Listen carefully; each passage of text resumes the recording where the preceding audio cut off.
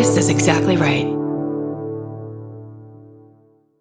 Capture your favorite summer feeling with Pandora Jewelry. Discover a collection inspired by the sunshine, freedom, and moments that make the season unforgettable. From sun-kissed metals to personalized pieces ready to be engraved with your summer mantra. Each design moves with you from beach days to golden nights and every memory in between. Shop Pandora Jewelry's new summer collection in-store or online at pandora.net and let your summer unfold. Goodbye. This episode is supported by FX's The Shards, a seductive drama from executive producer Ryan Murphy. Set in 1980s Los Angeles, the series follows a group of glamorous, deeply entangled high school seniors drawn into a life of wealth, beauty, parties, and excess. At its center is Brett, whose reality begins to unravel when the arrival of a new student coincides with a series of mysterious murders. FX's The Shards premieres August 5th on FX and Hulu. Goodbye. New beginnings are exciting, especially when they come with 4 wheels. If you're shopping for your next car, start your search with Cars.com. Cars.com has the tools and expert advice to help you find exactly what you're looking for. With more than 2 million new and used vehicles nationwide, it's easy to search, compare, and find the right fit for you. Cars.com is there when you're dreaming, planning, or ready to embrace the new. Start your search with Cars.com. Where to next? Goodbye.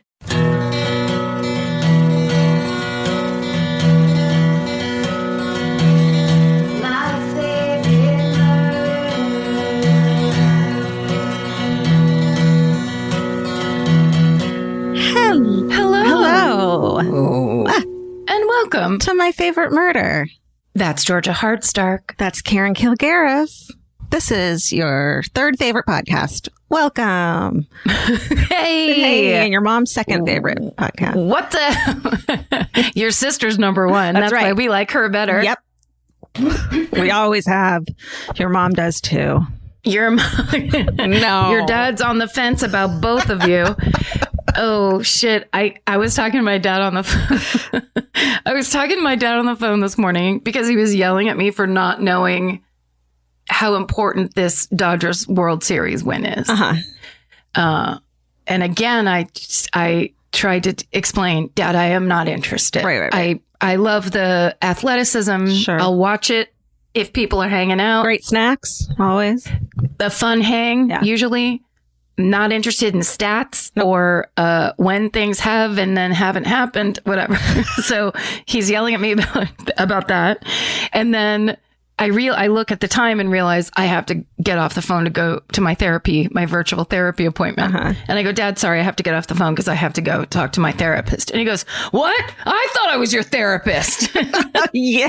What would your life be like if fucking Jim Kilgariff was your fucking designated therapist? Well, he kind of was for the first 18. That's and I would true. say it didn't work out very good. It's not, I don't recommend it. The suck it up school of therapy doesn't work for most people. I think we're all learning that now, that our parents were wrong about, and our grandparents were wrong about bootstraps and whatnot. Yeah, that maybe that approach, let the baby cry it out. Yeah. It's not good. You'll it's not spoil the baby if you touch it too much. Oh my God. I'm reading. Love is very finite and you have to mete it out in tiny amounts. I am reading this book on this, basically the same thing, called Daughter Detox. About, mothers and how to get over them. And can you? They're like your first unrequited love mothers. Exactly. Yep. And it's talking about all these psychological experiments they used to do before you had to actually treat people like human beings, like science had to care about humans and ask permission and things like that, and worry about the long lasting effects of these experiments. And it's so depressing. And what people let their baby get scientifically fucking tested upon in the 50s and 70s. And that's also back when doctors, anything they said goes. Yeah. So if a doctor said, oh, your child is showing signs of this, let's put them in this. It's good. It'll be good for them. Here's a new medication that just came out that I'm getting money to give your child. Let's put them on it. Yeah. So that's going great. It's different time, much less information. My mom and I are going to go to therapy finally. Are you? A mediator. Really? She used to be a lawyer. Isn't that interesting? It's genius. I know. She's a therapist, a psychologist, and she used to be a lawyer. I feel like it's going to be great. You know what you both need? Huh? No judgment. Fucking, what do they call them? A mute button. No. Like when you're talking.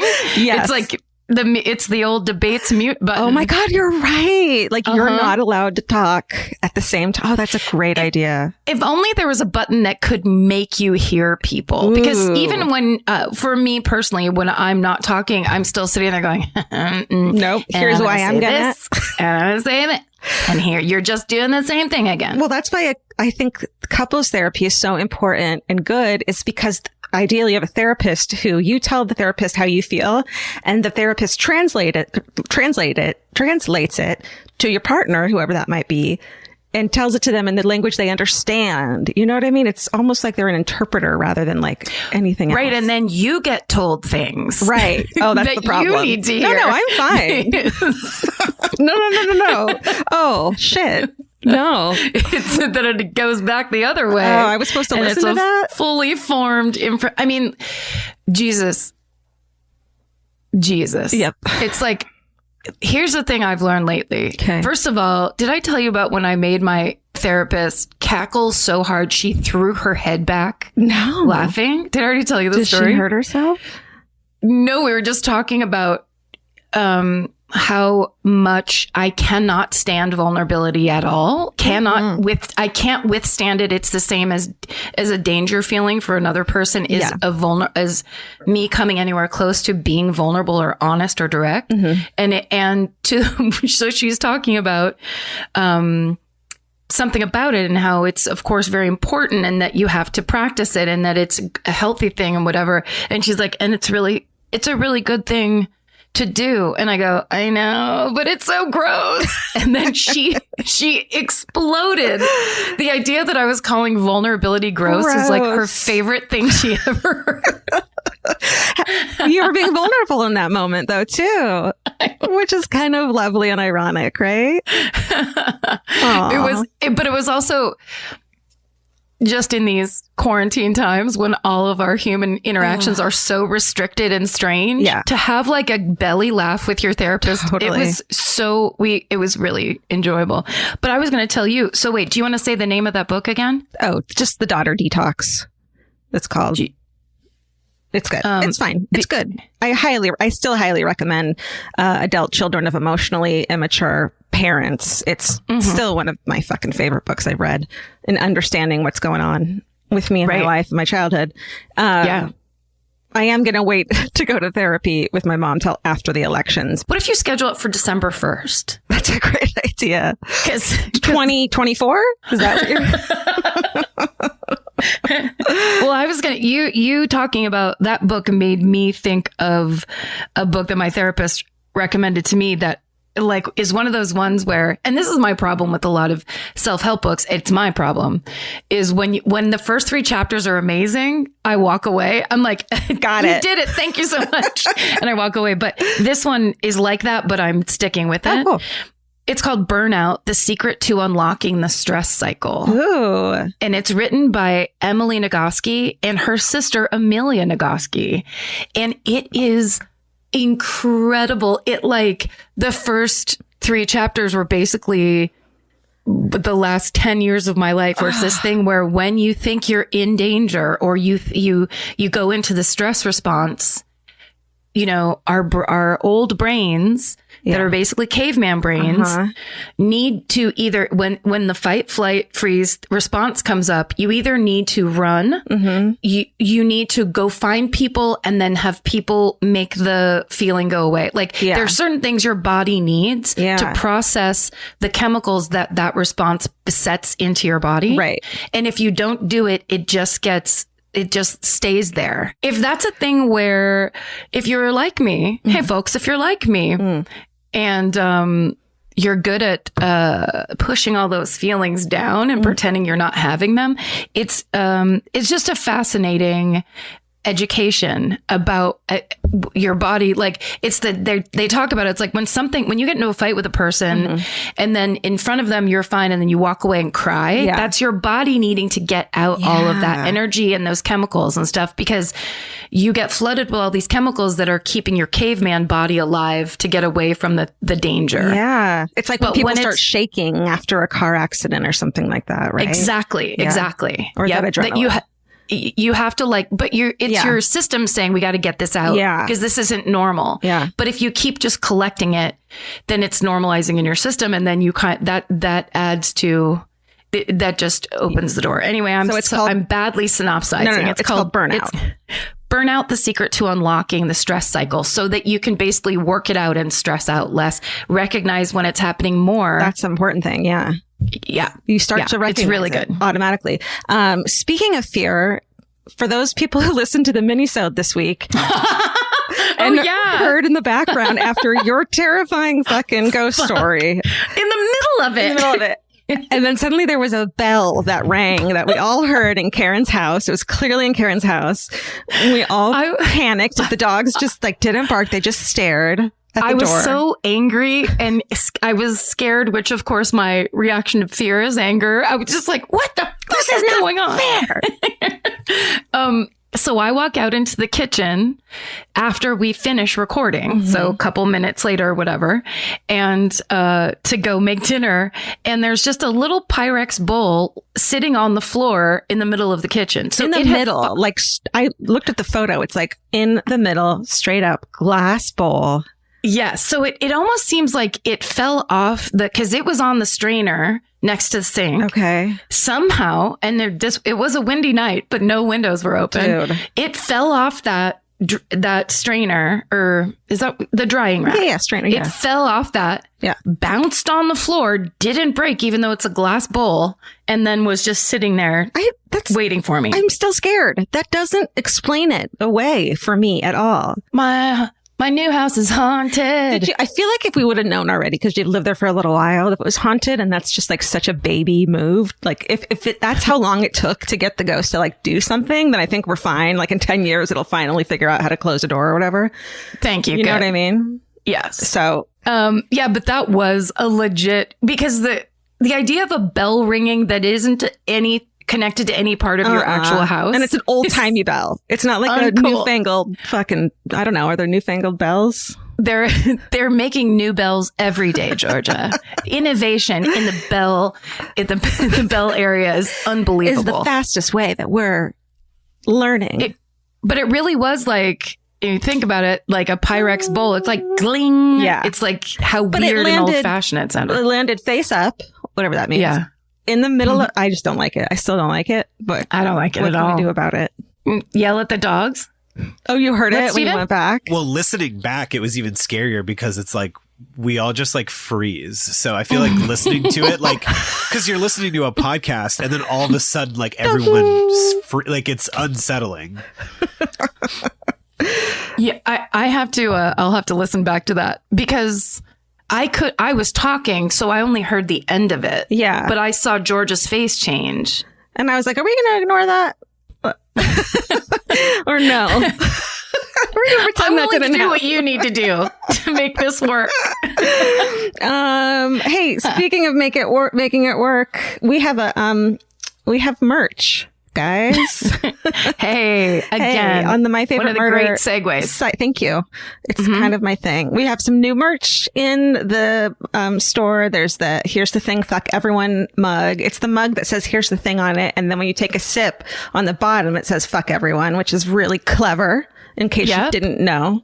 Tricky for work, especially if you work at a church. Exactly. Or a children's clothing place store. Clothing and play place.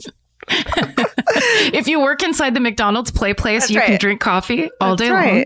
Mm-hmm. And then we have a new face mask, face masks are face masks now of our actual logo on it. So that's exciting. Now there's two options. Yeah. And then we also have a stemless wine glass that has our logo on it. That's really cute. So if you're trying to be classy, but it still need to be tacky, we've got the wine glass for you. That's right.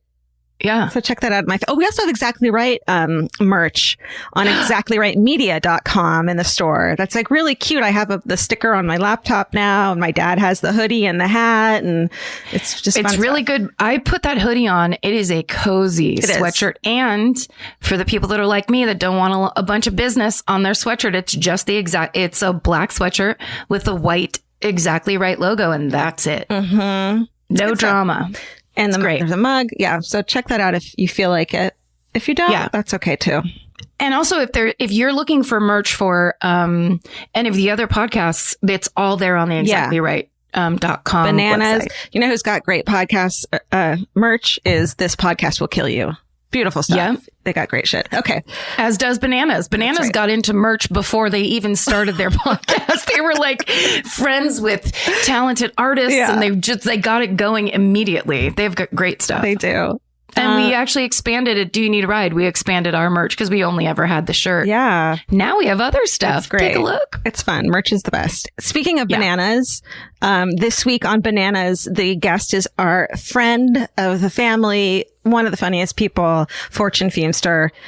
She's just a dream person. She's the greatest. Yeah. She's truly the most hilarious and the best. Her videos on Instagram that she does dancing, eating ice cream videos. Oh my God. And her Brenda videos. Damn. Fuck Brenda. Damn. Oh my God. Yeah. If you, Fortune Feimster, put this in your, put it in a file for when you are feeling blue and you just need to not think about anything. You bring up a video of Fortune doing an impression of, it's Brenda. Brenda. Yeah. Yeah. She's either playing Brenda or dancing and eating ice cream or any of the other, or just her stand-up. She has a great stand-up special that came out. Just go enjoy Fortune. She's really an amazing performer. Yeah. And she's great on Bananas this week. So check that out. Yeah. Oh, on I Said No Gifts with Bridget Winiger, the great Gabe Liebman, who is a really amazing writer.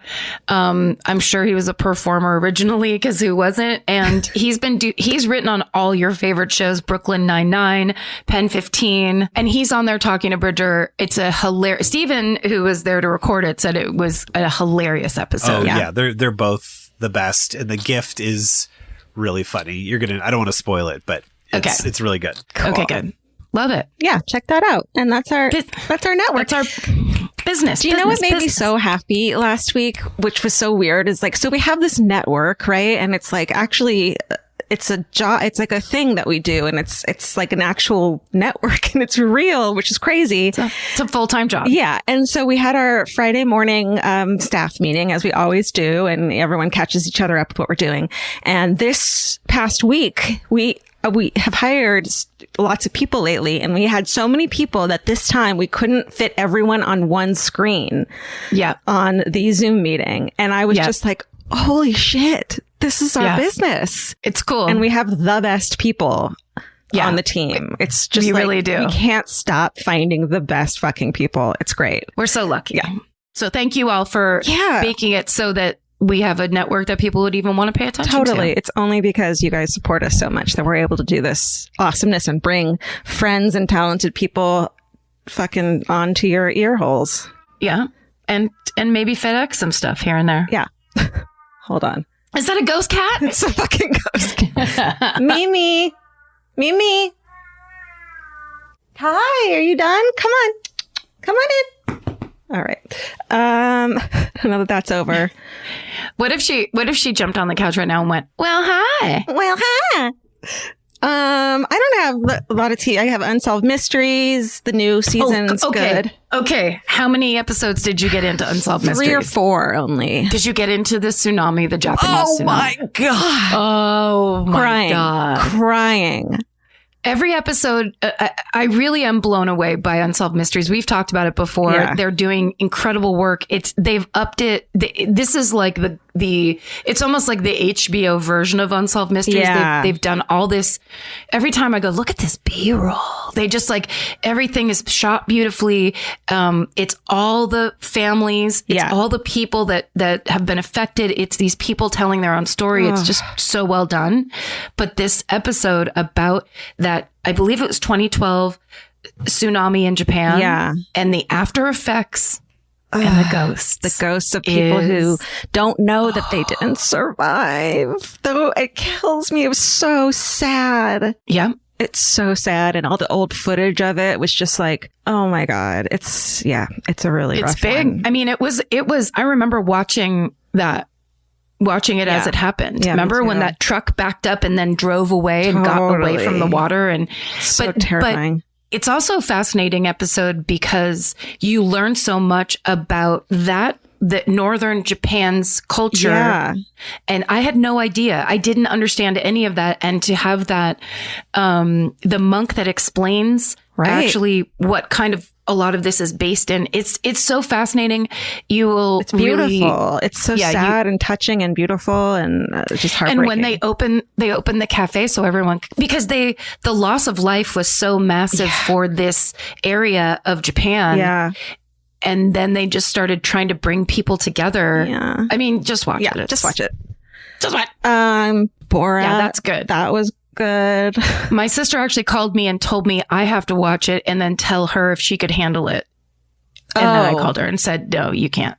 You can't handle it. Yeah. Oh, okay. Oh, my sister doesn't. She's not a fan of true crime or bad things or scary things. Wait. I'm talking about Borat.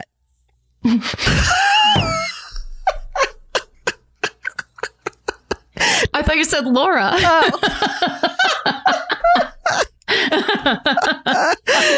Okay. My sister. I moved on and you had it. My sister's scared of Borat. Can I please tell my truth or are you just going to roll right over it? And I was like, let's confirm. Let's confirm again. Yep. She's scared of big mustaches. She's scared of pranks. Sorry, go ahead. No, nothing. It's just like, I liked it. It's subversive and it's kind of like, it's a little anarchist, It's like, yeah, it's cool. Here's my problem. By the time I'm watching TV at night, I need to relax. Yeah. And things like Borat, that's like that's me doing it with friends. If I have people around, but by myself, I literally grind my teeth watching things where people are being pranked or like where I feel like I have to go do it. Totally. It's very, I fast forward through a lot of it. It's super like gross and silly and like dumb in a lot of ways, of course. But it also is like the most like punk rock thing I've seen in a long fucking time. Awesome. Anything else? Well, there's a show. So there's two versions of this show. There's a British and an American. They're both called Getting The Office? On. What is it called? Sorry. Had to. I really like that character, though. That you just played the character of the girl that understands what you're talking about. Oh, The Office? Oh, The Office. And always guesses The Office no matter what you're saying. Oh, that happened on The Office once. Every time you tell her something about your life. Oh, you know what? Pam did that on The Office once. Sorry, what was the name of the show? They'd be like, I can't talk to you right now. The show's called Getting On. And I'd first seen the American version, which has Niecy Nash, Lori, I want to say Lori Kilmartin because she's a stand-up comic that I love. Laurie Metcalf from Roseanne. Oh, it's amazing. The nurse one. Yes. And Alex Borstein. Laurie Metcalf. It's one of TV. We talked about this like years ago, I think. It's just one of the best fucking shows on TV. Okay. It's so brilliantly done. If you are looking for anything, it's comedy, but then it's really poignant. It's really beautifully played. Yeah. I always knew it was based on a British show.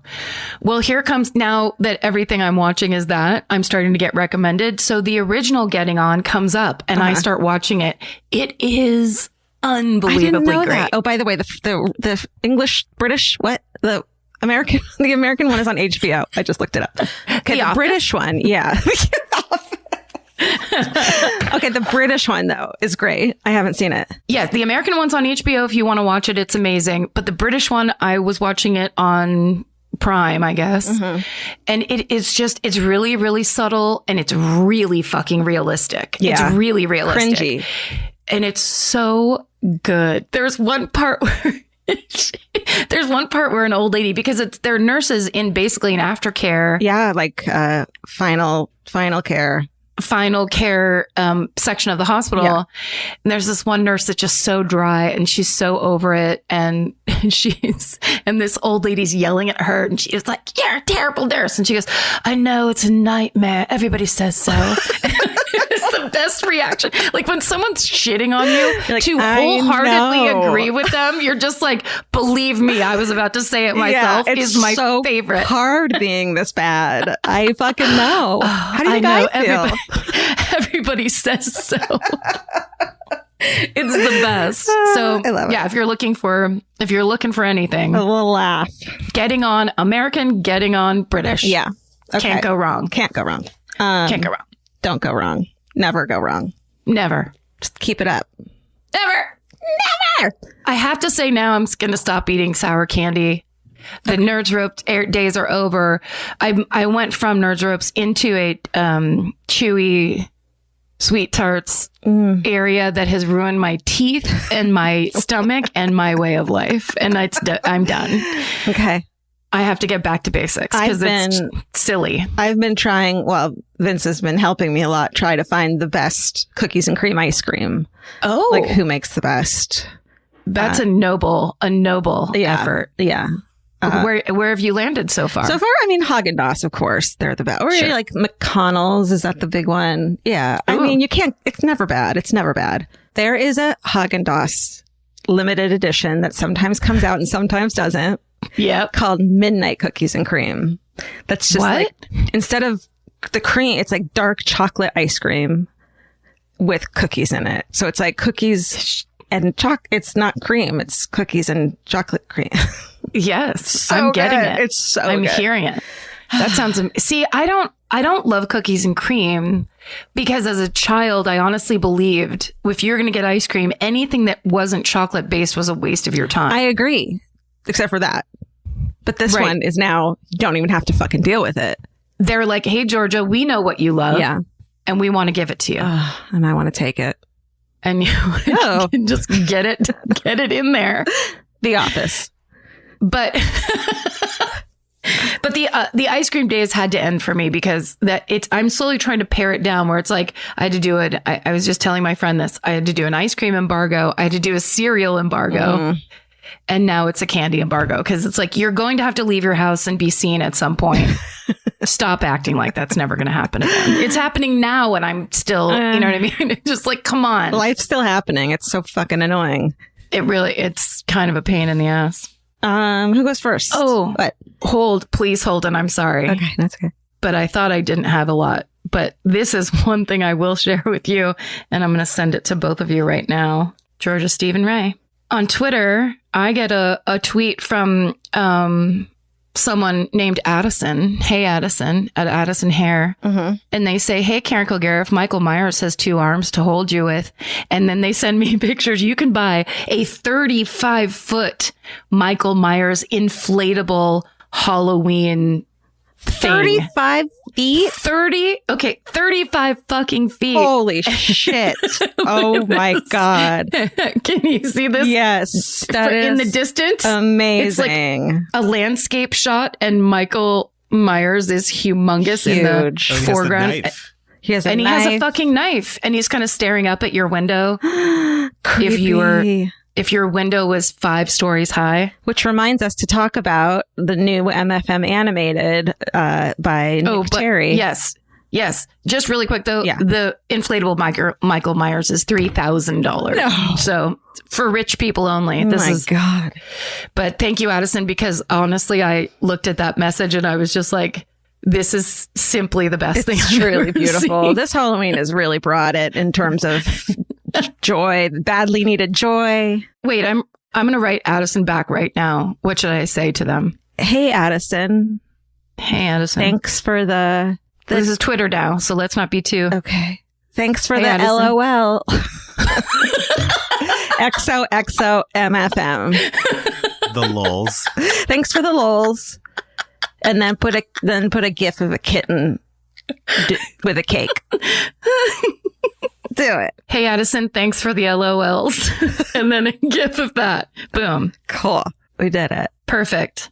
That's just like a little Easter egg for people to find on Twitter.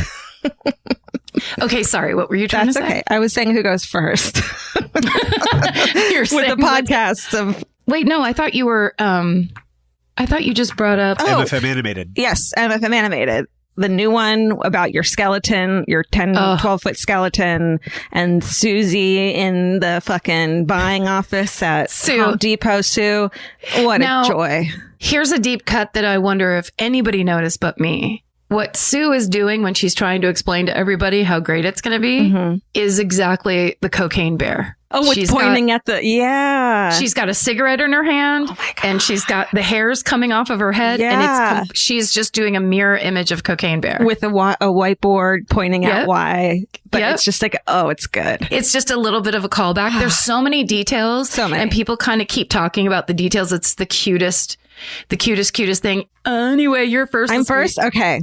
I'm going to right? Because I went last. Yeah. It was just me by myself last time, right? So I'd go first.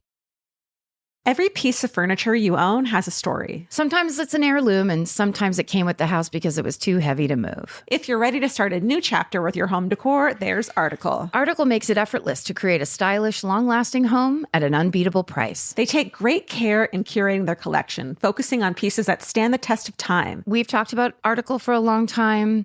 There are pieces in that catalog that are so affordable that are room changers. And if you go through there and there's like a little something you don't even realize you need it until you see how they have stuff set up or what style combinations that they're doing with. They do the boho chic. There's mid-century. It's a little bit modern. It's something new.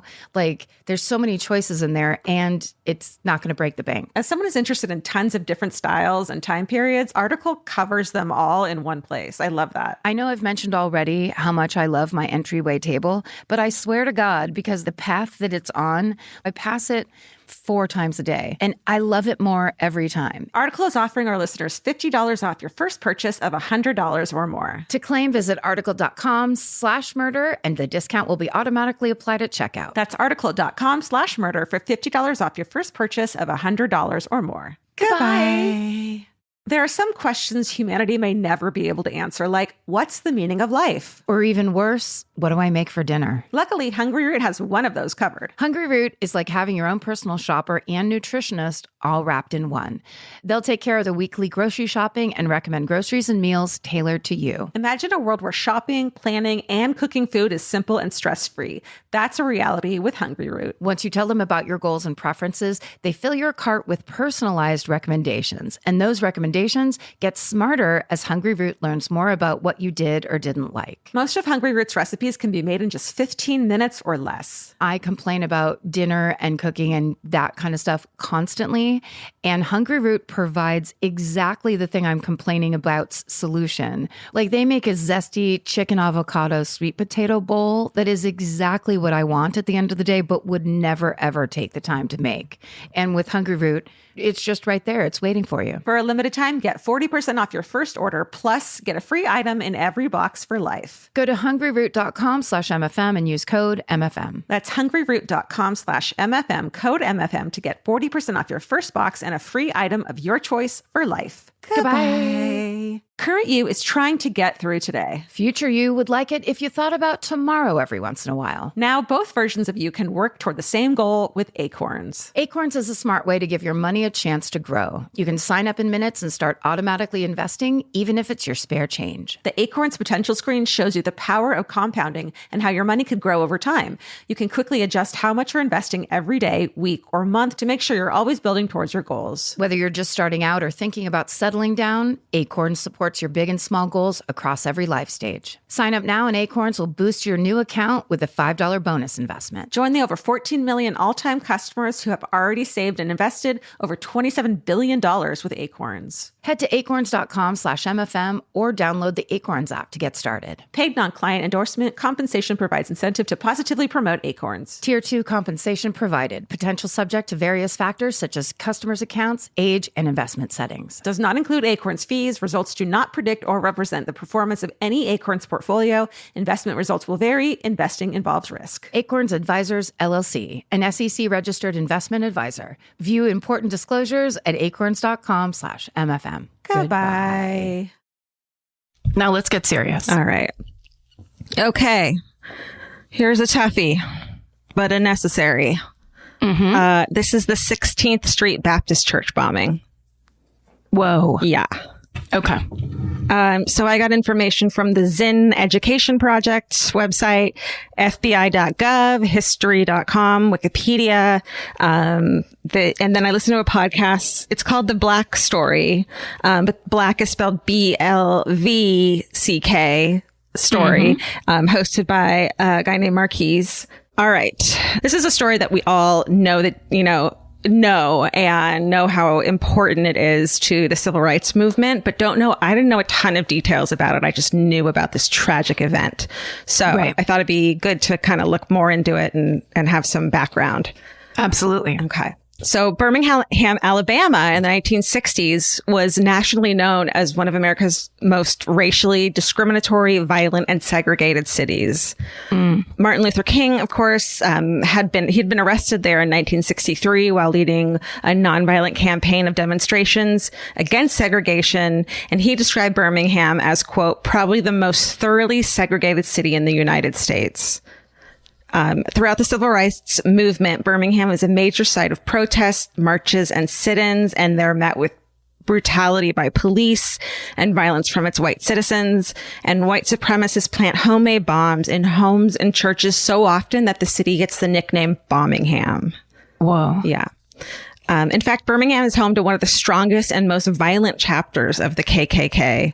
They openly backed then Governor George Wallace, who was an outspoken advocate for segregation, total piece of shit, as well as the city's police commissioner, Eugene Bull Connor, who was notorious for using violence against demonstrators. I mean, it's just this like fucking firecracker of a city, you know?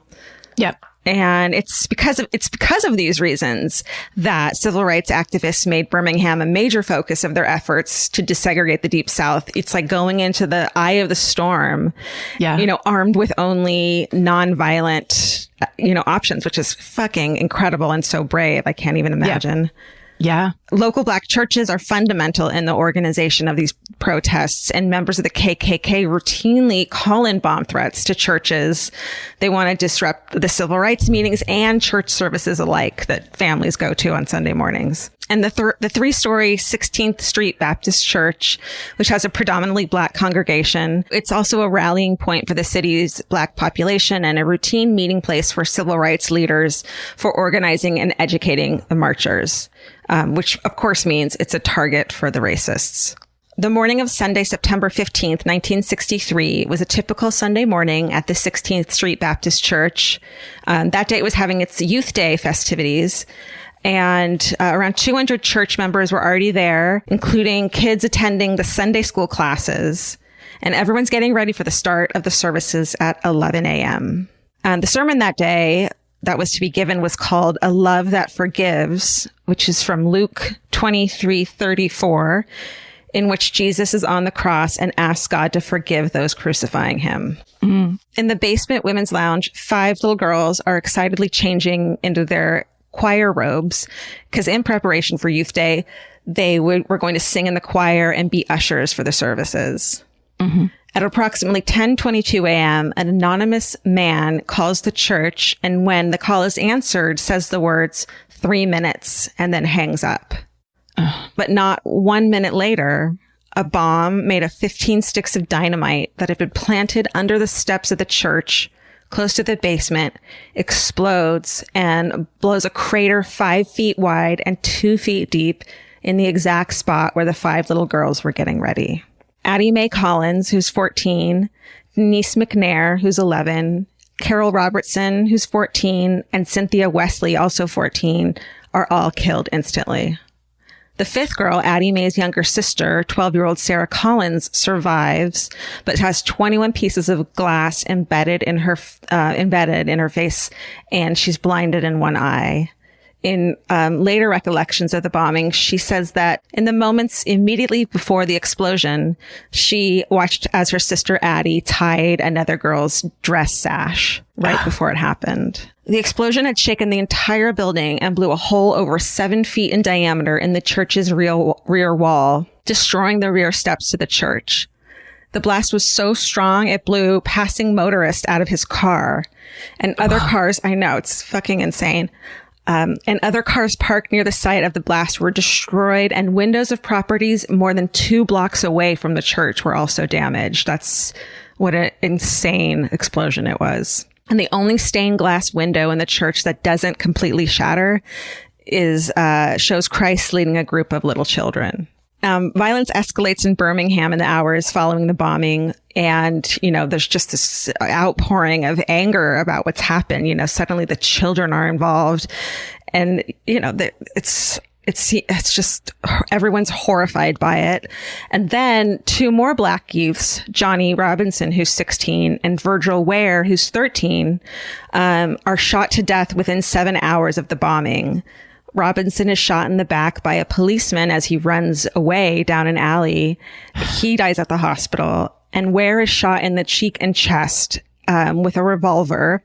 So he's in a residential suburb 15 miles north of the city, and a 16-year-old white teen named Larry Sims, he's in a car. He sees Ware on the handlebars of a bike and fires at him, reportedly with his eyes closed.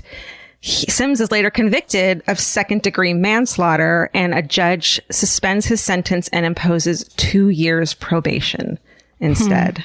In all, at least 20 people are injured from the initial bombing and the ensuing riots. The death of the girls draws national attention to Birmingham. Martin Luther King sends a telegram to Governor Wallace after the attack saying, quote, "The blood of our little children is on your hands." Yeah. Yeah.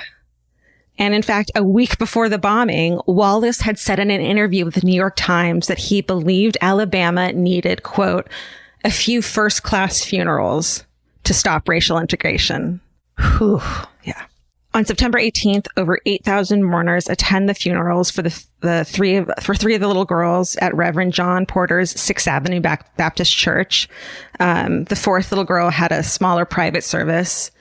Martin Luther King also attends and addresses the mourners with a speech saying this tragic day may cause the white side to come to terms with its conscience. In spite of the darkness of this hour, we must not become bitter.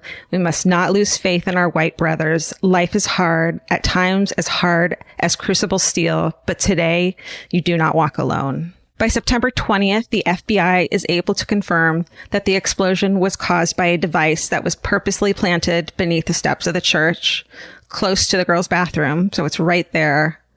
Some wire and pieces of red plastic are discovered, and they think it was part of a timing device. Within days of the bombing, investigators start to focus their attention on the KKK, a splinter group known as the Cahaba Boys. So the Cahaba Boys formed earlier in 1963 because they felt that the KKK wasn't doing enough to combat desegregation. This group had previously been linked to several bomb attacks at Black-owned businesses and the homes of Black community leaders throughout the spring and summer of 1963. And they're considered one of the most violent groups in the South and are later found to be responsible for the 1961 attacks on the Freedom Riders at the Trailways bus station in Birmingham as well. Mm-hmm. The Cahaba Boys have fewer than 30 active members, and among them are Thomas Blayton Jr., Herman Cash, Robert Chambliss, and Bobby Cherry, who eventually become the main suspects in the bombing at the 16th Street Church. Investigators gather numerous witness statements, and they say that they saw a group of white men in a turquoise Chevrolet near the church in the early hours of the morning of September 15th, and they indicate that a white man exited the car and walked toward the steps of the church, and then physical descriptions closely match with 2 of the main suspects. Chambliss is questioned by the FBI on September 26th, and 3 days later he's indicted on charges of illegally purchasing and transporting dynamite, but no federal charges are filed against him or any of his fellow conspirators in relation to the bombing. On May 13th, 1965, about 2 years later, local investigators and the FBI formally name Blayton, Cash, Chambliss, and Cherry as the 4 perpetrators of the bombing, with Robert Chambliss the likely ringleader of the 4. But the director of the FBI, fucking J. Edgar Hoover, formally blocks any impending federal prosecutions against the subjects. He blocks it. No one's allowed to fucking move forward at all. And he refuses to disclose any evidence his agents had obtained with the state or federal prosecutors. Why? Because he's a fucking racist piece of shit. Yeah, but I mean, did he have to explain why? Or what the legal reason was? I don't think he does. In 1968, the FBI closes the case officially. And any files that are, pertaining to the case are sealed by his order. The 16th Street Baptist Church bombing remains unsolved for around 8 fucking years. But when William Baxley is elected Attorney General of Alabama in 1971, he works on reopening the case. Within 1 week of being sworn into office, Baxley researches original police files and determines that they're mostly worthless. So he requests access to the original FBI files on the case, and he's met with resistance from the federal agency. And he publicly threatens the Department of Justice for withholding evidence that could result in the prosecution of the bombing suspects. And so finally, the FBI gives him their findings. And J. Edgar Hoover had died in 1972. So it seems like maybe someone else was finally able to hand those over. Mm-hmm. He also seeks out the key witnesses and starts building trust with them. And they eventually identify Chambliss as the individual who placed the bomb beneath the church. And Baxley also gathers evidence proving Chambliss had purchased dynamite from a store in Jefferson County less than 2 weeks before the bomb was planted. And he uses the witness testimony and this new evidence to finally formally construct a case against Robert Chambliss. So on November 14th, 1977, almost 15 years after the bombing, that's how freaking long it took, Robert Chambliss, now 73 years old, stands trial in Birmingham's Jefferson County Courthouse after being indicted by a grand jury the month before on 4 counts of murder. At a pretrial hearing on October 18th, Judge Wallace Gibson rules that Chambliss will only be tried for the murder of Carol McNair, and he wasn't going to be charged in relation to the other 3 deaths. That's what's so crazy about it. And I urge everyone to go look at civil rights era photos in color, because the black and white makes it seem so long ago, and it's fucking not. And in fact, one of the little girls who was killed, her friend at the time, her childhood friend, was Condoleezza Rice. So that, are you serious? Yeah. So that tells you that how recent it was, you know? Yeah. They would not have been these old ladies now. They were, it was not that long ago. And, you know, it's horrifying. Yeah. So one of the key witnesses that testifies for the prosecution at Chambliss's trial is Reverend Elizabeth Cobbs, who happens to be Chambliss's own niece. And I mean, the fear that the witnesses must have had testifying against these people who were just clearly terrorists. Yeah. Yes, they're terrorists. Exactly. So it takes a lot of chutzpah to do that. She states that her uncle repeatedly informed her he had been engaged in what he referred to as a one-man battle against Black people since the 1940s. She also says that on the day before the bombing, he had told her he had enough dynamite in his possession to, quote, flatten half of Birmingham. In his closing statements before the jury on November 17th, Baxley acknowledges that Chambliss is not the sole perpetrator of the bombing and says that if Denise were alive right now, she'd be turning 26 because it happened to be her birthday that exact same day. The jury deliberates for 6 hours, and on November 18th, 1977, they find Robert Chambliss guilty of the murder of Carol Denise McNair and sentence him to life imprisonment. He tries to appeal by saying that the evidence presented was circumstantial and that the 14-year delay between the crime and his trial violated his constitutional right to a speedy trial. Bullshit. And, I mean, yeah. This appeal is dismissed, and he dies in prison on October 29th, 1985, at the age of 81. In 1995, 10 years after Chambliss dies, the FBI reopens their investigation into the church bombing as part of a coordinated effort between local, state, and federal governments to review cold cases of the civil rights era. Good. Mm-hmm. I mean, it took to 1995 from the 60s to give any attention to these cases. It's horrific. They unseal 9,000 pieces of evidence previously gathered by the FBI in the 1960s. Many of those documents relating to the 16th Street Baptist Church bombing had not been made available to Baxley in the 1970s, even though he, was threatening them to get them released. Right. Senior Agent Bill Fleming is assigned the bombings case, and he recruits Birmingham Police Department Sergeant Ben Huron to work on it full time. So he initially reluctant to take the case, given that more than 100 potential witnesses had died in the decades since the bombing. But in 1996, Huron remembers thinking that it was the ultimate cold case and said, quote, "But if we're going to do it, we need to do it right, because this is the last time it would be feasible to try to reinvestigate." Yeah. You know, for nearly 15 months, they scour case files with a singular focus on finding new leads. And they eventually track down Bobby Cherry, one of the original suspects, and they interview him for 4 hours. And Cherry gets so pissed off about being interrogated like that he calls a press conference to proclaim his innocence. And it makes national news. And because of it, the FBI's phones start ringing. And Fleming said, quote, "This was the best thing to happen to our investigation because we started getting witnesses and people that were able to give us information." Nice. Yeah. These same witness accounts would eventually implicate Cherry.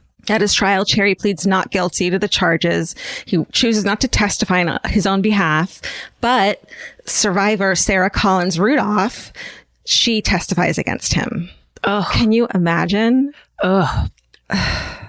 On May 22nd, 2002, after almost 7 hours of deliberation, the jury forewoman announces the verdict, which convicts Bobby Cherry on 4 counts of first-degree murder and sentences him to 4 life terms. Relatives of the 4 little girls openly weep in relief. He dies of cancer on November 18th, 2004 at age 74 while incarcerated still. So more tips roll in and other witnesses step forward, and Fleming and Huron expand their focus to Tommy Blanton, another original suspect, and discover that agents in the 1960s had planted listening devices in his home. Oh. Right? They find the old reel-to-reel tapes, and it's this scratchy audio in which Blanton explains to his wife and another man the details of how the bomb plot unfolded. They have fucking audio of it. Jesus Christ. No one ever passed on. So they relied on those tapes at the trial, and a jury in 2001 took a couple hours to render a guilty verdict against Blanton on state murder charges. He's sentenced to life imprisonment, and he dies June 26, 2020. So a couple months ago. Yeah. The 4th original suspect, Herman Cash, unfortunately had died in 1994 at 75. So he never gets punished. He never gets any fucking punishment for this horrific crime that he committed. Fleming and Huron, both have said the investigation was the most rewarding case they ever worked. Huron said, quote, you feel like you've done the job. Even though it looked like a tremendous uphill battle, we finally got justice for the little girls. Outrage over the murder of the 4 girls became a turning point in the civil rights movement. I think a lot of people who had been, who knew what was going on and kind of had been in the periphery, suddenly realized how dire and how violent and how awful, what was going on. And it was a turning point for them. And it helped build support for the struggle to end segregation. 2 months after the bombing, JFK is assassinated. And he, of course, was an ardent supporter of the civil rights cause. He had proposed the Civil Rights Act of 1963. And the movement is galvanized by the outpouring of grief over his death. So on July 2nd, 1964, now President Lyndon Johnson signs into effect the Civil Rights Act of 1964, which prohibits discrimination based on race, color, religion, gender, or national origin to ensure full equal rights of African Americans before the law. And the Voting Rights Act of 1965 is also passed, aimed to overcome legal barriers at the state and local levels that prevents African Americans from exercising their right to vote. Because you'll get beaten if you go to the fucking polling places. If you try to vote, whether it's legal or not, when it was, you will be attacked. Right. Very relevant today. Sadly. The shit that we're seeing and the shit that we never even understood was happening or wouldn't have. It never makes the news. Yeah. The idea that if you vote in a certain area of, say, Atlanta, you're going to have to stand in line for 8 hours. Yeah. They'll make it that way to make it harder. They'll make for it you. that way. And you don't get time off work. You cannot get paid to leave your fucking job and go vote. That's not a thing. Right. So following the bombing, the 16th Street Baptist Church remains closed for over 8 months as repairs are conducted. And it's declared a National Historic Landmark in 2006. And it's still an active place of worship today. 50 years after the bombing, on May 24th, 2013, President Barack Obama awarded a posthumous Congressional Gold Medal to the 4 girls killed in the 1963 16th Street Baptist Church bombing. Addie Mae Collins, who was an outgoing artistic girl, she would go door to door in the white neighborhoods to sell aprons and pot holders that her mother had stitched to help make ends meet. Carol Robertson, who was a good student. She loved reading and dancing. She sang in her elementary school choir and played the clarinet and was a member of the Jack and Jill of America Club. It's a civic-minded youth and family organization. Cynthia Wesley, who was raised by a single mother but stayed with her adoptive parents, she could attend a better school where she excelled at math, reading, and band. And Denise McNair, 11 years old, who performed in plays, dance routines, and poetry readings to raise money for muscular dystrophy research. And that is the 16th Street Baptist Church bombing. Wow. This podcast is brought to you by Squarespace. Every successful small business starts with someone saying, I wonder if people would actually buy this. Squarespace gives you everything you need to find out. From consultations to events and experiences, you can showcase your skills with a customizable website designed to attract clients and grow your business. With Squarespace's collection of cutting-edge design tools, anyone can build a beautiful, professional online presence that perfectly fits their brand or business. Get paid on time with professional invoices and online payments. Plus, streamline your workflow with built-in appointment scheduling and email marketing tools. Head to squarespace.com/murder for a free trial. And when you're ready to launch, use offer code MURDER to save 10% off your first purchase of a website or domain. Goodbye. You know your favorite summer clothes by what actually makes it into your suitcase. Find the outfits you'll wear all season long at Quince. Quince's 100% European linen pants, dresses, and tops are the pieces you'll reach for all summer long. They're lightweight, effortless to style, and they start at just $32. Their denim is soft and comfortable, and their organic cotton sweaters are perfect for layering when evenings get cold. Quince's beautiful 14-karat gold jewelry adds a subtle finishing touch. So I just went to Italy, and you bet I brought my 100% European linen scoop neck midi dress along with me in the color of floral waterfall, and I wore that thing all over Italy.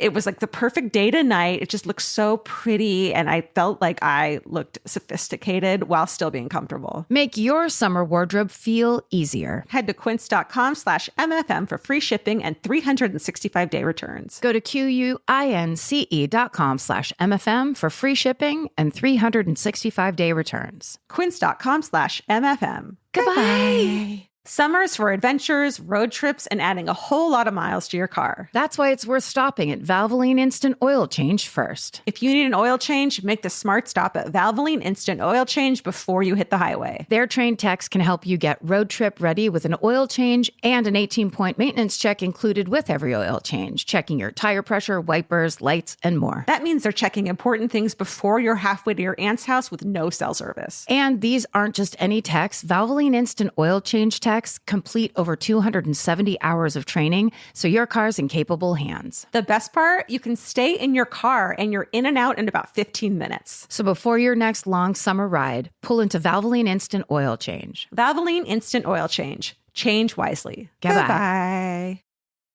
Well, let's take an incredibly left turn. Okay.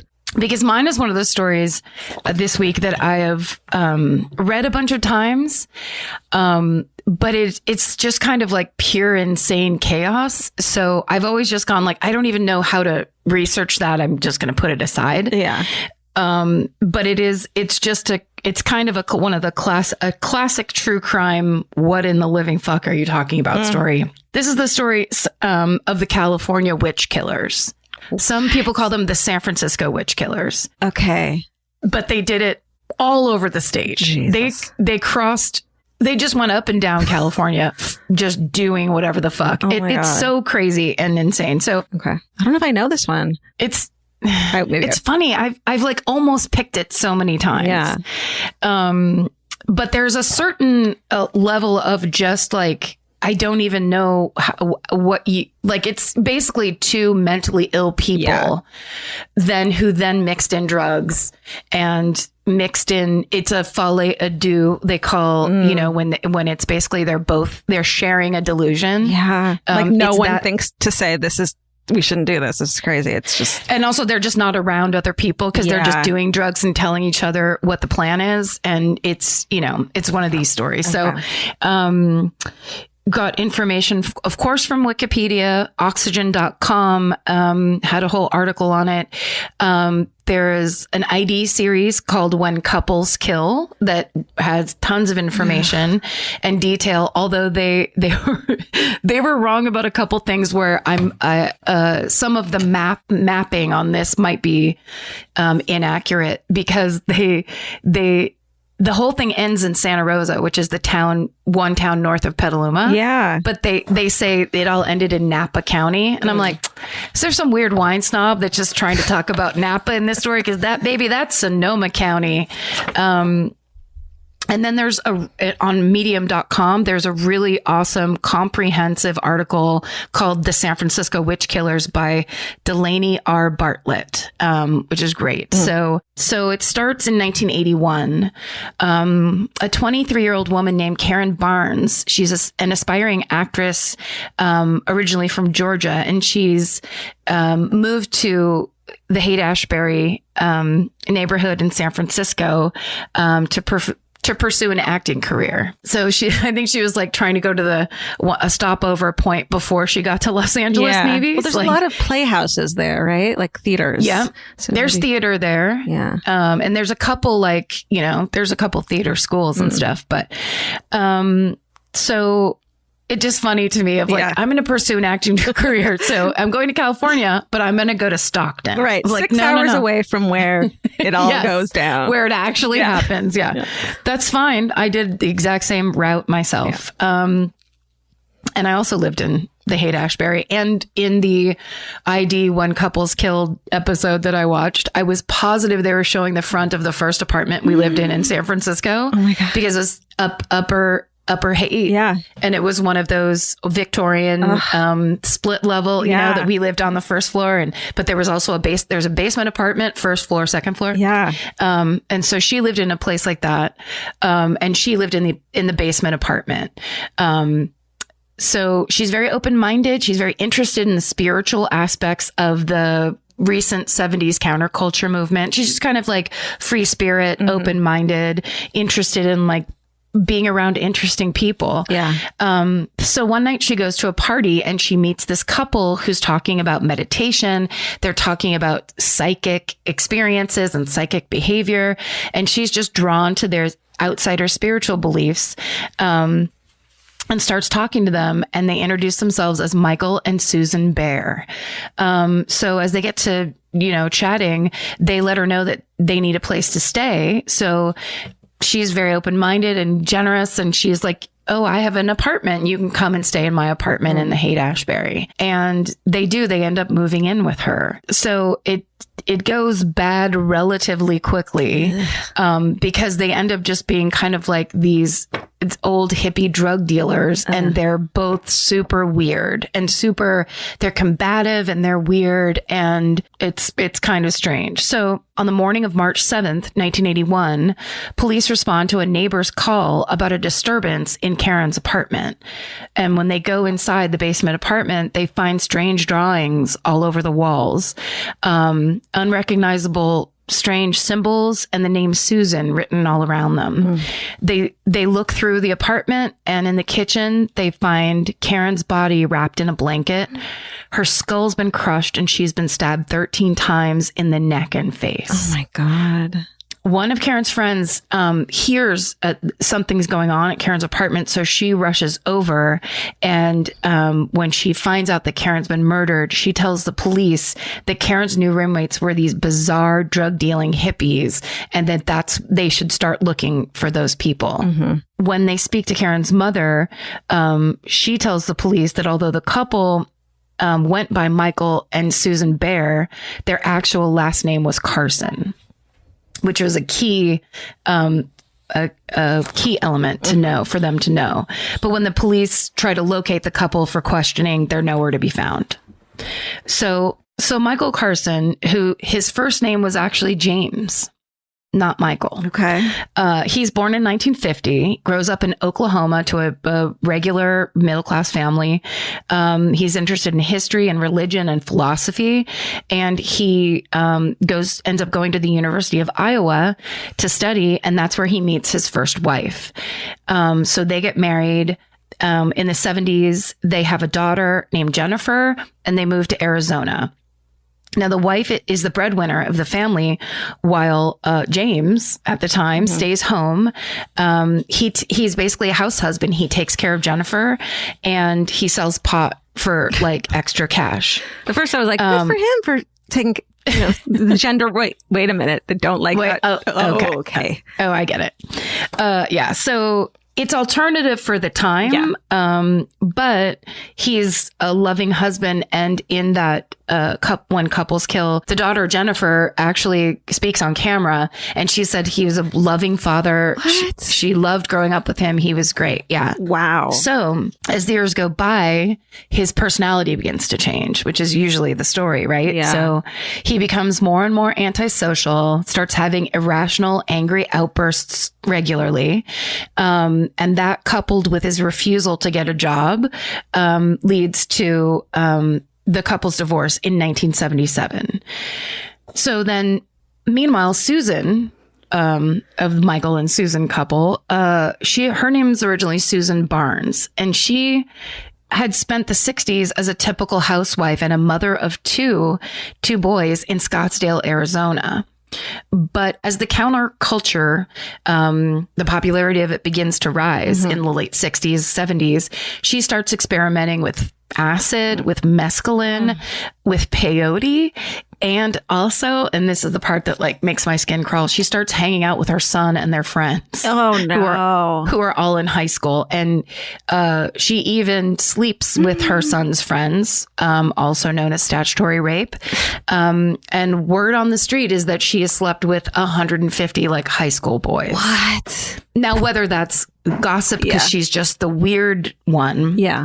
I just ache for those boys who had a mother that was that invasive of their lives and disrespectful, and then also clearly not okay. Yeah. Around the age 35, Susan begins having visions while she's on drugs, but also even when she's sober. She had always believed that she had psychic powers, but now she's actually having these visions or hallucinations, and she's taking them very seriously. But no one else does. In fact, her husband's like, this is it for me. And he divorces her. Susan, though, sees this as an opportunity to reinvent herself. She changes her name from Susan with an S to Susan with a Z. Susan? The Z's in the middle. Oh, Susan. She keeps one S. She keeps an S and she gets rid of another. She keeps an S and then she kicks one to the curb and gets crazy and puts a Z in her name. I'm sorry, and I know we've said this time and again, but if you're micromanaging the spelling of your name as a way to express yourself, take a fucking pottery class. Like, actually get into what self-expression is. Yeah. It has nothing to do with the spelling of your name. There's no I or Y that's going to substitute for your fucking creativity. No, an EIGH instead of a Y means nothing about you as a person. Actually, do something real. Learn tarot reading. There's so many ways options to express yourself. Hula Write hooping. a little play. Write a play. Hula hoop. Write a play about the alphabet and how much it means to you, you fucking lunatic. Okay. Now here's the real she decides that she is going to become Muslim. But of course, not in the actual official sense, not in a real way. She kind of adopts the Muslim religion and then decides to fit it to her lifestyle. In 1974, she has a mescaline-induced vision instructing her to find a soulmate and a loyal disciple, which I'm also in the market for these days. I don't just want someone to share my life. I want someone to boss around. That's beautiful. Thank you so much. I'm sure you'll find it, Karen. Thank you. I believe. So 3 years later at a party in 1977, she meets James Carson. They just happen to be at the same fucking, like, what are the chances? You know? I mean, they're just like two crazy magnets drawing together. Yeah. So they meet at this party. He introduces himself. He says, "Hi, my name's James." She immediately says, "No, your name's Michael." No. Yes, she does. Okay. She says she had a vision about him and that he is essentially the angel Michael who fought the devil, which not sure about that, but he immediately is like, "You're right. My name is Michael." Great. Immediately goes. So now she's actually like, here he is, because he's my follower. Yeah. I'm going to be able to tell him what to do. He's actually saying, "Sure, I'll change my name. I just met this lady." So it's like, it's love at first sight. Yeah. They hit it off in the worst way. They immediately get together, as we used to say in high school. And soon after, Susan with a Z has another vision instructing them to change that they need to have the last name Bear. B-E-A-R, Bear? Bear. Okay. Bear like the animal. Okay. So they become Susan and Michael Bear, but not legally. So as Michael falls deeper under Susan's spell, Michael's first wife grows increasingly concerned for herself and her daughter's safety. Yeah. Rightfully so. So she's afraid Michael might try to kidnap Jen, take her away, or do something to the family. So she cuts all ties with him, stops talking to him entirely, and anyone else who knows him, basically so that he can never find them again. Wow. And that he can't find his daughter. Susan and Michael travel around in search of spiritual enlightenment and while dealing drugs. They claim to be, quote, vegan Muslim warriors of God. But of course, their belief system is entirely made up and has absolutely nothing to do with, and in fact is mostly in direct conflict with the tenets of Islam. Yeah. Like it just, starting with dealing drugs. I mean, it's insane. And then in their kind of like spiritual quest, Michael learns about an ancient sect called the Hashashim. And they were basically this sect of assassins. They would smoke hash and then go kill their enemies. And it's where the word assassin comes from, actually. Whoa. Just a little piece of trivia. So he decides that's what they are, and that's what he wants to do. Susan's like, "Yeah, but we kill witches." And basically they got it into their drug-addled brains that there were witches everywhere, and the witches were using mental powers to control others and try to control them, so that it's their mission in life to kill witches. Man, drugs, baby. It's like when you come up with theories about what your life is all about, right, and it has to do with killing other people in a righteous way. Again, check in with an adult or a qualified psychiatric. right. Check yourself into rehab. Medical. Yeah. Start with rehab, then go to a mental hospital. Oh, that's right. They don't have those anymore. Right. Because we've cut all mental health services. Okay, so Susan and Michael, they start out together in Arizona in 1978. They take a trip to Europe. They kind of trying to preach this religion that they're making up. At one point, they're in England. They stop at Stonehenge. They get married, quote unquote, beneath the moonlight. Not a legal marriage, just a weird pseudo hippie moonlight ceremony. But soon they run out of money. In 1980, they make it to San Francisco to the Haight-Ashbury. And at some point there, they go to this party and they freak out almost everybody at the party except for 23-year-old aspiring actress Karen Barnes, who is basically there to kind of be like, you know, I want to talk to and meet weird people and explore what life outside of what I already know. To be like open-hearted and to see what the universe holds for her. Yep. It's so sad. Yes. Yeah. She's a very spiritual person herself, so she's intrigued by when they're speaking about this religion kind of thing that they're talking about. You know, she wants to hear it. And as I said, she lets them come and stay at her apartment. But Michael and Susan actually want more. They want Karen to join in on their relationship and they want to become a throuple with her because she's a gorgeous, you know, a blonde actress. I mean, she looks like an actress. Yeah. So she declines. And that's when Susan tells Michael Karen is a witch. Yeah. So when Karen comes home from work on March 6, 1981, Michael follows her into the kitchen, beats her in the head with a skillet, then grabs a knife and stabs her a total of 13 times. They rest Karen's head on a pillow, wrap her body in a blanket, and then draw these bizarre religious symbols all over the walls and the name Susan with a Z. So then of course, they get out of town. Yeah.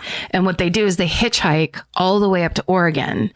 They get to Grants Pass. And they find, so it's kind of, they're out in the wilderness and they walk in the wilderness until they find this abandoned shack. So they hide out there.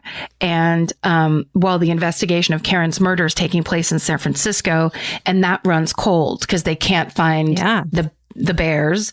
And, so basically, Michael and Susan are squatting in his cabin for months. Oh my God. At one point, they run out of supplies. So while Susan stays behind in this shack, Michael hitchhikes to Los Angeles. What? Yeah, which I'm like, how about you just go to the nearest town? Yeah. But he they didn't give a reason, but he leaves for a while to go get supplies.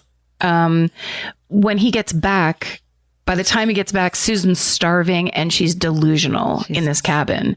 And they eventually get discovered by a park ranger who kicks them out and like, you can't squat here.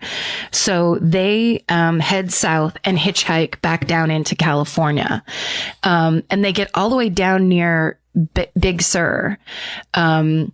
And they get picked up by a really nice local who offers to let them stay in a treehouse he's built on his property, near the Ventana Wilderness, which is that big, beautiful, like foresty area by Big Sur. Wow. And they stay there for a little while, but of course they become combative with the man. They argue, they freak him out with their weird beliefs and eccentricities. Apparently Susan had this weird habit of smiling at really inappropriate times. And I saw a little bit of video of her and it's really scary. It's very odd. Yeah. She smiles and laughs when you're not supposed to. Oh God. Yeah. So, in spring of 1982, the man finally kicks them out of the treehouse. Yeah. He's like, I've been nice enough to you. To retaliate, Susan and Michael rob his house, and set it on fire. Holy shit. Yeah. And then they basically run, and hitchhike back north. So they're going back up north to Humboldt. And they've stolen a handgun from this man's house. So they had that with him. They make it all the way to a town called Alder Point in Humboldt County, where they find work and housing working on a weed farm. So it's an early 80s weed farm. So it must have been highly secretive and, kind of scary. Armed. But also in Humboldt, it's like in the early 80s, it's just, there's nothing up there. Yeah. Basically, it's real wild and, sparsely populated. Yeah. So they waste no time in revealing how weird they are to the fellow pot farm workers, launching into their belief about anarchy, killing witches, their desire for revolution, their prediction of a nuclear apocalypse in the not too distant future. They're also constantly bickering. They're just all around not the best. Right. And basically everyone kind of like bum out tolerates them until the pot farm owner's friend, Clark Stevens, shows up to work on the farm too. And Clark is a really outgoing, gregarious guy. He loves to drink. He loves to party. And immediately Susan and Michael don't like him and butt heads with him. They're offended by his behavior, by his partying ways, and by his talk, swearing and, whatever, him just being himself. Susan calls it an affront to Allah. Okay, honey. Which again, they're not actually talking about. Right. You are being Muslim and a meaning. Yeah, exactly. You're the definition of an affront to Allah. So when Clark arrives for work one day in May of 1982, Susan tries to keep him from coming onto the property. He's angry. He cusses Susan out, trying to get her to move. And basically, Susan goes back to Michael and says, he swore at me, which is the equivalent of rape. And he is definitely a witch and you have to kill him.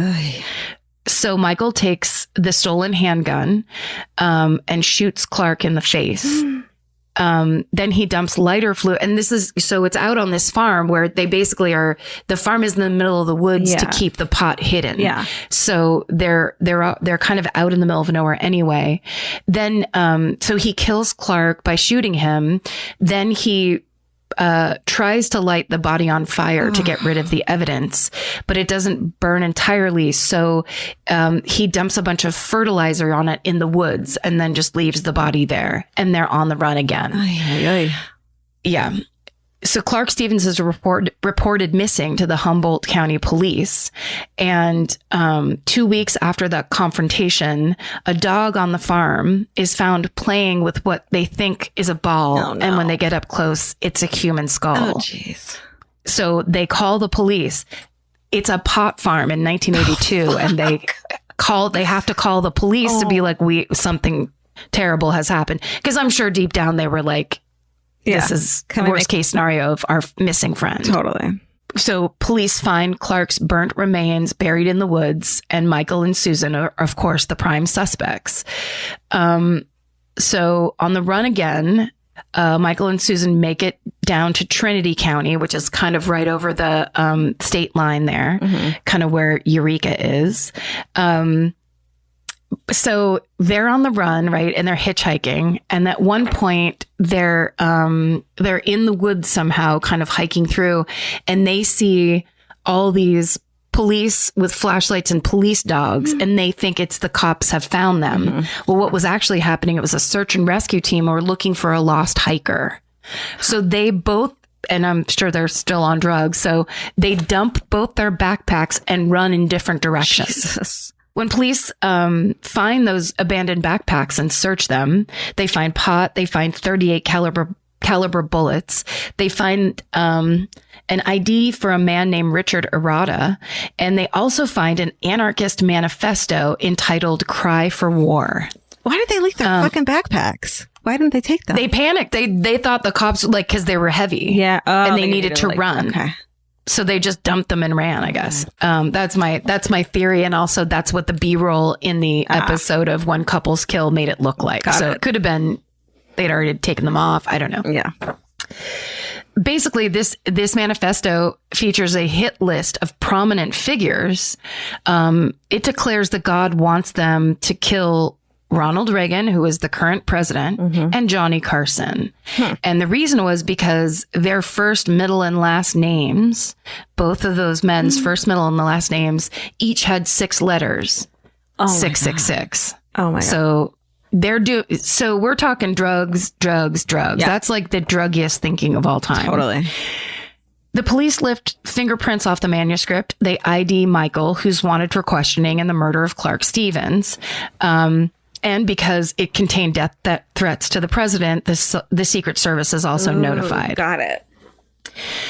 So Michael's on the run, and he makes it all the way down to Alhambra, right in Southern California. So one night he's walking down the street in Alhambra, and they ID him mistakenly for a rape suspect Okay. of a rape that had just happened. Fuck. So the description matched Michael because he had this big crazy beard and long dark hair. So the cop basically gets out. He still has the gun that he used to kill Clark, but he's hiding it basically in his crotch, like in the front of his pants. Mm-hmm. So the cop makes him get down on the ground and lay on the ground, and then he pats him down like that. Mm-hmm. So he doesn't feel the gun because it's in his crotch. So then the cop puts him in the cop car and takes him into the police station to take his picture to be identified. He tells him his name is Richard Arata because that's the name that was on the ID that he had. So, but he gets his picture taken. They fax it to the hospital. The rape victim sees the picture. It says that's not the guy. So, the officer ends up letting him go. Oh no. Yeah. And then when the next, shift officer comes on duty, it's, I guess, part of the job. They go through the patrol car, and that shift officer, he finds the gun that Michael had in his crotch. He had taken it out of his pants and shoved it into the backseat of the cop car so that it wasn't on his person when he went into the station. Okay. So once they found that, they knew this guy, actually, they should have kept him. Yeah. They put out an APB for Richard Arata. They run ballistics tests on that gun and find out it's the same gun that killed Clark Stevens. Whoa. Yeah. So now they know the guy that they had was like actually a murderer. Yeah. But it was the early 80s where they did have a database, but they didn't think to check it. Right. And it probably didn't work that fast either. It was those really slow computers where you put in your request and it comes back 4 days later. Yeah. Okay. So Suzanne and Michael had a plan to meet up in Sonora, California, which is this little mountain town that's like east of Stockton and a little bit north of Yosemite. Okay. So it's out in the middle of nowhere. Basically, they end up meeting back up and finding each other in Sonora. Oh my God. Yeah. How did they fucking... Yeah, okay. I mean... No cell phones. No cell phones, nothing modern, and they end up meeting each other. They end up eventually getting back up to Portland because they had a friend that lived there. So there was somewhere to crash. Of course, almost immediately, the friend's like, you guys got to get the fuck out of here. You're the worst. And they do peacefully, except they steal another .38 pistol that was at the friend's house. So they stay on the run till January of 1983 when they are, at that point, they're hitchhiking down near Bakersfield, and they're picked up by a 30-year-old named John Hellier. So John, he's driving a pickup truck. He's going north. That's where they want to go. So he picks them up. Susan's in the middle. Michael's on the other side. And relatively soon after they get picked up, Susan lets Michael know very discreetly that she knows John's a witch. Uh-oh. So they end up taking they end up driving up to Sonoma County from Bakersfield. So I think this guy was probably thinking he had this long trip to go on, and he didn't. It's 5 hours, so he doesn't want to go by himself. So he picks up this couple, like, oh, at least we can hang. Yeah, but of course, they're insane. How subtle do you think she really was, letting him know that the driver's a witch? I bet it wasn't as subtle as they thought it was. You know, when you're on drugs. Probably not. And regular subtle are two very different things. I wonder if it's just like, and if I smile real big, you'll know that there's a witch in town. Yeah. So, and then there's immediately there's conflict because he has country music on the radio. She doesn't like it. There's all these things. And at one point, his leg touches her leg. And that's when they're in Sonoma County at this point, and she basically gives Michael the signal and lets him know that it's time to kill the witch. She leans forward and Michael pulls out the .38. And John's like, holy shit. And he ends up, they're on the freeway. Oh my God. He ends up fighting him off, making sure like the gun doesn't go off, and pulling over to the side of the road. Holy shit. Getting out of the truck that Michael and Susan follow and chase him. There's a fight on the shoulder of the freeway that goes on for so long that people, again, no cell phones. It's 1982. It's 1983. There's a fruit stand on the other side of the freeway that can see it happening, and they end up calling the police. And there's all these witnesses driving by seeing this crazy fight on the side of the road. John is trying to wrestle the gun away from Michael. But at some point in the fight, Susan gets her hands on a knife and ends up stabbing John, which then incapacitates him. He can't fight anymore. And then Michael shoots him. Oh, man, I really wanted him to win. I know, I did too.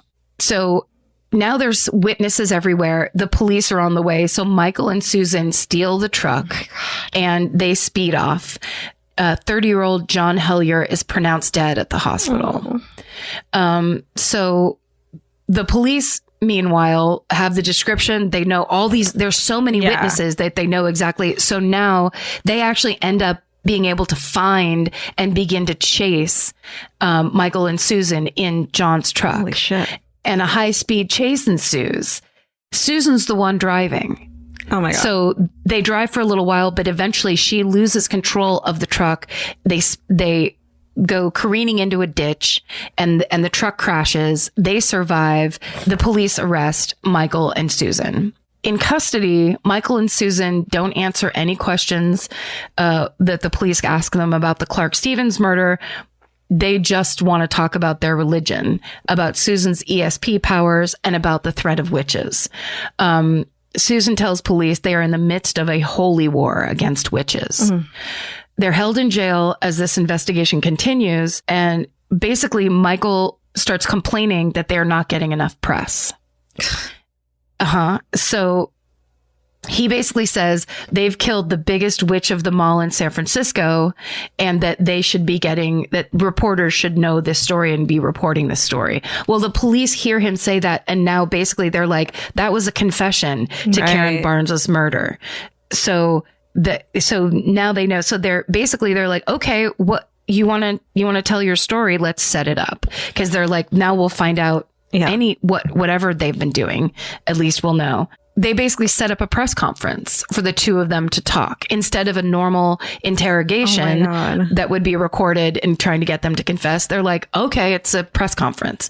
So on March 10th, 1983, Michael and Susan sit with this big bunch of reporters and launch into a 6-hour rant about all of their beliefs and all of the things that they've been doing. And 6 hours. Video. Can you watch it?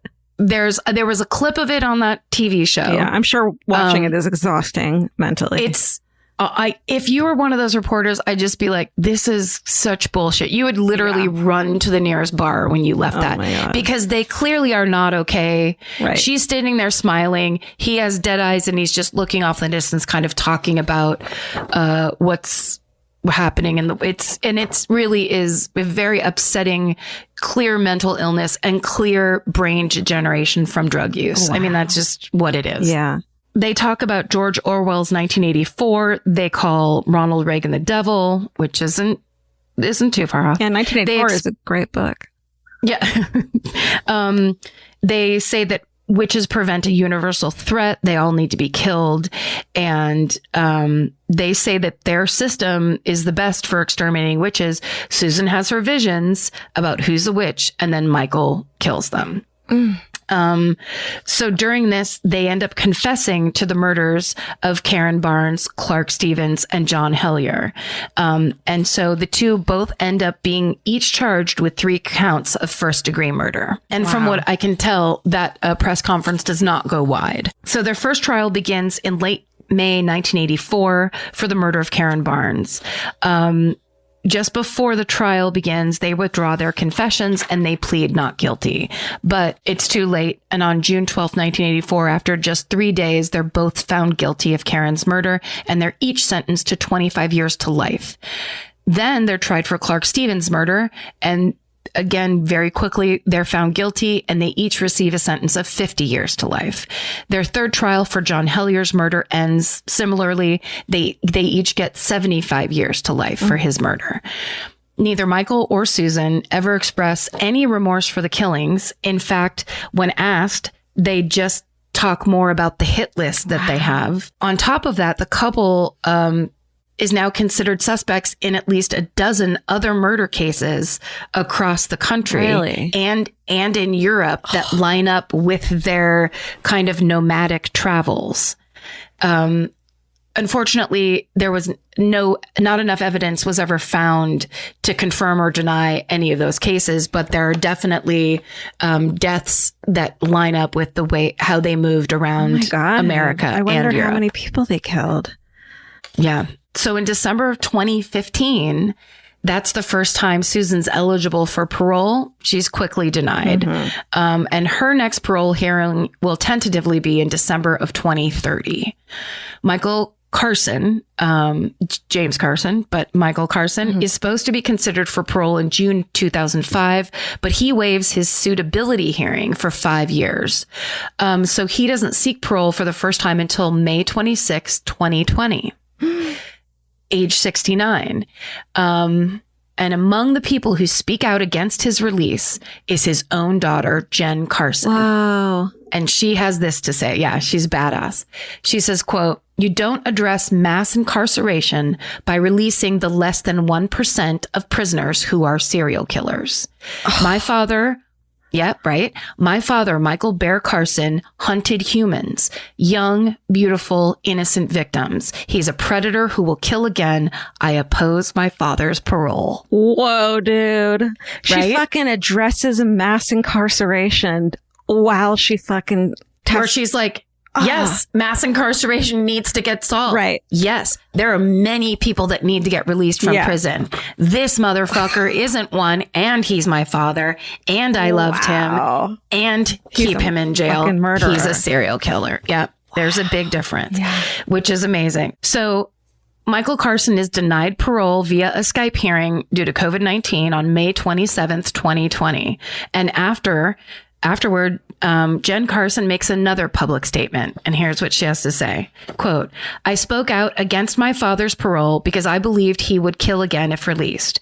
We may never know how many people were killed by my father, Michael Bear Carson, or where they are buried, but today there was justice for 3 known victims, Karen Barnes, Clark Stevens, and John Hellier, and future violence was prevented." And at the end of that episode of Couples Who Kill, she is also quoted as saying this: "People don't think about the relatives of a violent offender, but the child of a criminal is a criminal victim too." And that is the awful story of the California witch killers. Wow. That was great.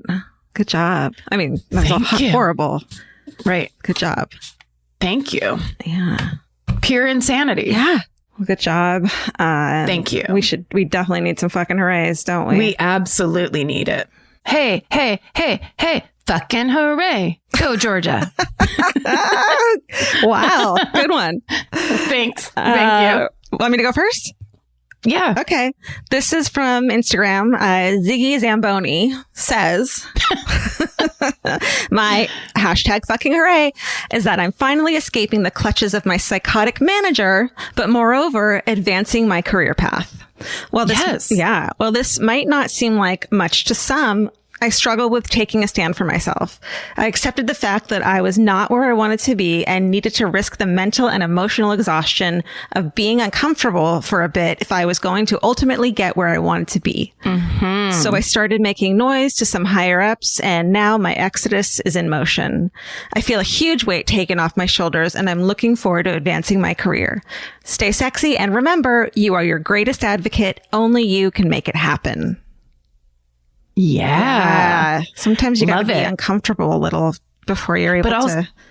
I would just like to do a very kindly correction to say, because they said something about being like that hardly anybody else is uncomfortable in that specific way, which is no, everybody is. Everyone is. They're just people are really good at faking it. Totally. At But some point in everyone's life, we've been there. Yeah. Well, it's weird. We're psychically linked, Georgia, right now, because here's the one I picked to go first. This is from Abe Langer. Abe Langer, this is from the Fan Cult Forum. Abe Langer 94 says, this is called Why You Should Always Go For It. A few months ago, a position at my company opened up and I hadn't really paid any attention to the job posting because it seemed unattainable and I wasn't really even qualified. On the day of the posting, a woman who I consider a mentor sent me a message who's saying, "You're a fucking idiot if you don't go for this." Well put. And then it says she didn't use any exclamation points. Oh, so the person did a, fucking with like an asterisk and an ampersand and all that. But then she in parentheses wrote, she didn't use any exclamation points because she's a badass businesswoman who doesn't need to soften her sentences. Right on. And so the next day I sent in my resume for consideration after what feels like an exceptionally long process of interviews, anxiety, doubt, more interviews, and some crying. I just recently found out that I got the job. Yeah. It's an incredible opportunity for growth, and it came with a nice pay bump too. Yeah. All of this is to say that I shouldn't have doubted myself so much because I'm smart, funny, and I work really hard. And how often do men doubt their abilities when they apply for a job or speak up in a meeting? Hardly ever, it seems like. So I'm about to pour myself a drink and toast to my awesome accomplishment. Fucking hooray. And here's the thing too. Yes, fucking hooray. And hell yeah. And this is why we need, especially in business. But I mean, in real life, it's great. But in business, you do need a mentor, a person that has a little more experience than you and that sees things big picture. Because of course, it's hard to know your own qualifications and believe that you're just, of course it's me. Like a lot of people feel that way. So it's so great to have that leadership and the guidance from somebody that can go, "Oh, no, I know you can do it." Totally. Because then you can trust that. How would you know it's you and you've never done it before? Yeah. Don't trust your brain that's been telling you can't your whole freaking life. Like, right. Find someone you respect and believe them. Right. And also, buy that lady who said, "You're a fucking idiot if you don't go for this," a big bottle of liquor, because that's the stuff of life. Amen. That's what we all need. Liquor? Cheerleaders. Oh. Cheerleading and liquor. That's awesome. This is from Eleni May ×3 on Instagram. My fucking hooray is that despite 2020 being an overall bullshit year for the world, I got married, bought a house, and celebrated my 3rd decade of life. It hasn't always been roses, as I'm a social worker in a pediatric hospital and a Black woman in this country whose government seemingly devalues Black lives. Many days were spent in bed, pushing aside my own grief in order to support families with theirs. Thankfully, I had other rad women of color to debrief with and carry on. Regardless of everything, I'm incredibly grateful and so fucking proud for all that me and my sweet husband, who I turned into a murderino, have achieved during such crazy times. Beautiful. I know, right? What was the name on that one? Eleni May ×3. This one says, "Fucking hooray for my grandma getting her civic duty shit together." This is from Mads Hayes, also from the fan cult. My 7-year-old grandma, her name's Gloria, cue Laura Branigan. Gloria, registered to vote for the first time in 2018. For the first time. After the 2016 election, I was so frustrated with my family members who voted third party, didn't vote for either presidential candidate, or in Grandma's case, did not vote at all. In 2018, I made it my mission to get her registered after realizing her congressional district in our very red state was competitive. Oh, hey-oh, Utahns. We worked on the registration paperwork together and made sure she received her mail-in ballot. This is something Utah actually gets right. As for alcohol laws, don't get me started. She mailed in her ballot and voila, she voted in her first election and that candidate won his race. Yesterday, I texted her to see if she had sent in her ballot yet. I plan to offer to drop it off for her, but she replied, "Yep," and I dropped it off in a ballot box. Yay! She mentioned this was her first time voting in a presidential election, something I hadn't even considered. I'm very proud of her and grateful that mail-in voting is so easy in Utah. So fucking hooray for Grandma and fucking hooray for easy voting options. Amazing. Right? Yeah, that's amazing. Yeah. I can't even imagine being 70 something and never having voted in a presidential election. Just Well, I guess I can, being from it just, people have been very lackadaisical about their, I'll say it this way. I've been very lackadaisical about my civic duties in that way, where there's certain things I say, oh yeah, I'll do that. Of course I have to. Right. I'll do that. But then there's other ways, like, you know, I just read this big thing about jury duty that, like, I've always taken that as a thing to get out of, or, ooh, I have work. I have the perfect excuse. Yeah. Jury duty is a very, very important thing to participate in. Yeah. And especially if you pay attention to stuff and you care about how things could go. Like, so anyway, all that stuff is like, if you've been bad, you can start being good. Yeah. Like don't hold it against yourself. Just get in there and get at it. Totally. Oh, God. Cool. Well, What a time we live in. This weekend is Halloween, so spooky Halloween, right? Spooky Halloween, everyone. Yeah, spooky Halloween. We're all going to have the spookiest Halloween of all time. So take care of yourself, you know, stay calm, try to, you know, stay strong. Get yourself a 32-foot Mike Myers if you need it. Right? If you have that extra 3K laying around. If that's self-care to you, then it's self-care and you can do it. If you have or that you money. can just, you could print up a picture of Michael Myers and just put it in a little heart-shaped locket and hold it right by your heart. Whatever you need, Halloween style, to keep yourself strong. That's right. But we're going to get through this. Yeah. We will be together and stay sexy. And don't get murdered. Goodbye. Mimi, you want a cookie?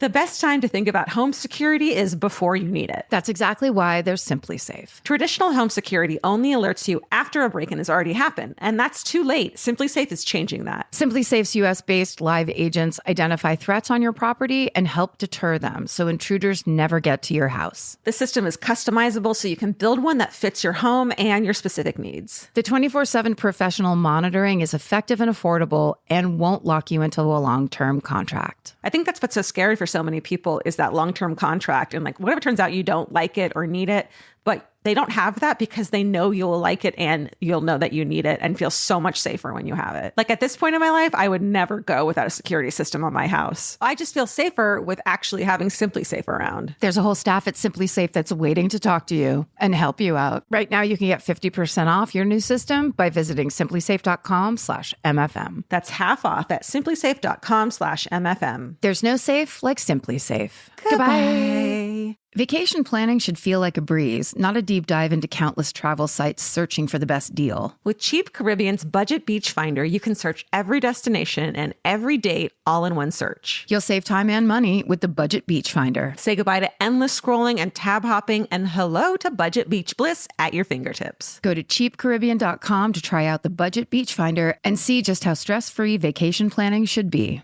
Goodbye. Capture your favorite summer feeling with Pandora Jewelry. Discover a collection inspired by the sunshine, freedom, and moments that make the season unforgettable. From sun-kissed metals to personalized pieces ready to be engraved with your summer mantra. Each design moves with you from beach days to golden nights and every memory in between. Shop Pandora Jewelry's new summer collection in-store or online at pandora.net and let your summer unfold. Goodbye.